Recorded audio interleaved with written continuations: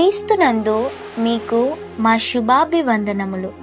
దేవుని వాక్యము ప్రకటన గ్రంథం 14వ అధ్యాయము 13వ వచనము.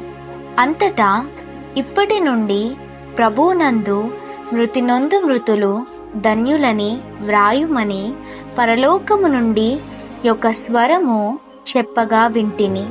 నిజమే, వారు తమ ప్రయాసములు మాని విశ్రాంతి పొందుదురు, వారి క్రియలు వారి వెంట పోవునని ఆత్మ చెప్పుచున్నాడు.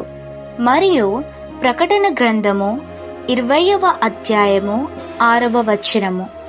ఈ మొదటి పునరుద్ధానములో పాలుగలవారు ధన్యులను పరిశుద్ధులునై ఉందురు. ఇట్టి వారి మీద రెండవ మరణమునకు అధికారము లేదు.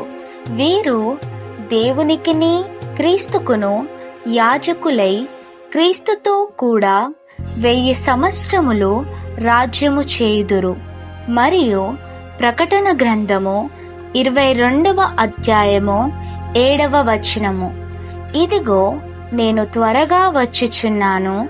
ఈ గ్రంథములోని ప్రవచన వాక్యములను గైకొనువాడు ధన్యుడు.